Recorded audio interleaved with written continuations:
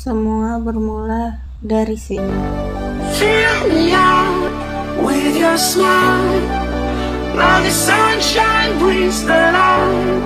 Fill me out with a flame. I will let you in this game. Take me out when I'm down.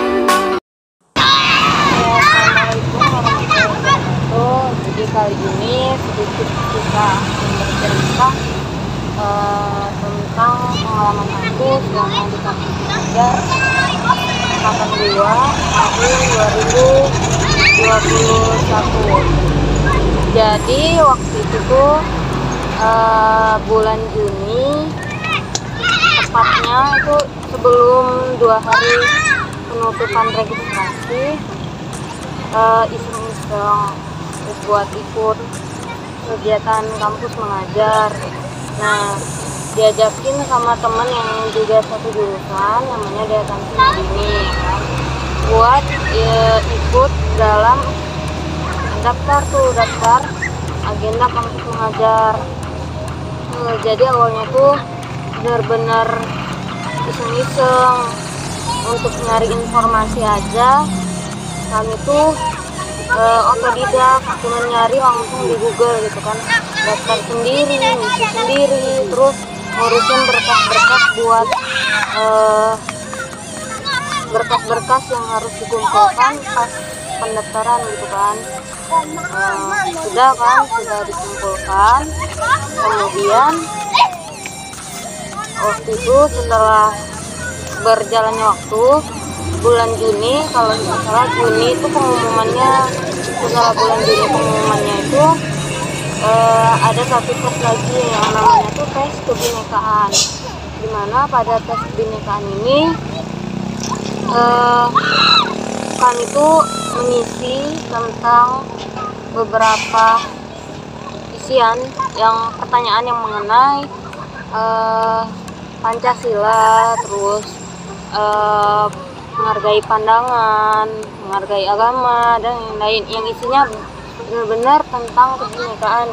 Untuk bineka kita berbeda-beda tetapi tetap satu jua.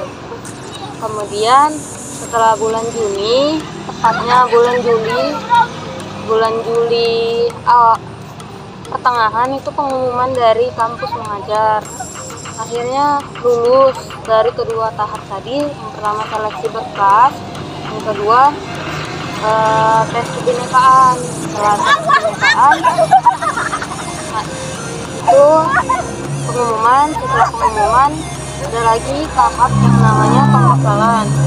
Jadi sebelum kita terjun ke sekolah tuh satu pembekalan dulu. Pembekalannya itu secara online, dimana dihadirkan beberapa mentor-mentor yang terpercaya dari kampus mengajar 1, terus juga ada beberapa mahasiswa dari kampus mengajar 1 yang ikut memberikan ilmu dan pengalamannya untuk dibagi ke kami selama pembekalan. Nah, pembekalan ini dilakukan selama 1 minggu setelah kami pengumuman. Setelah pembekalan kan, kemudian barulah nanti itu dapat surat yang dimana itu untuk kami penerjunan ke dinas pendidikan dulu. Ke dinas pendidikan ada beberapa teman yang dari satu kampus Universitas Sriwijaya itu yang mengurus ke dinas pendidikan, khususnya di dinas pendidikan Ogan Ilir gitu kan. Sudah diurus.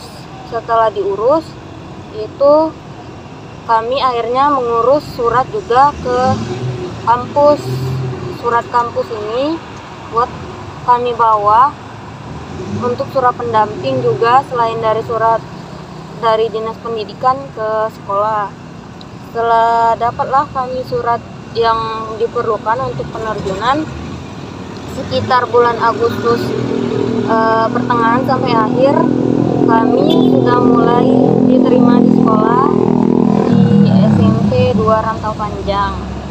Nah, di sana awalnya kami tuh kurang bisa mengajar dengan leluasa, dikarenakan masih suasana pandemi juga, dan juga di sana itu masih menerapkan pembelajaran yang daring gitu. Masih daring beberapa minggu sebelum awal itu. Terus di sana setelah berjalannya waktu sudah bisa dilakukan pembelajaran secara hibrid. Jadi nanti dibagi sub. Yang pertama misalkan kelas 9A itu di hari Senin, 9B-nya di hari Selasa gitu. Terus setelah itu kami juga di sana membantu. Yang pertama membantu sekolahnya. Yang pertama kami membuat proker. Ketika ada lomba-lomba ataupun peringatan hari besar, kami membantu guru di sana untuk menyiapkan lomba-lomba tersebut. Adapun lomba yang sudah pernah kami garap di sana itu lomba Hari Pahlawan, kemudian 17 Agustus. Ya, itu beberapa lomba-lomba.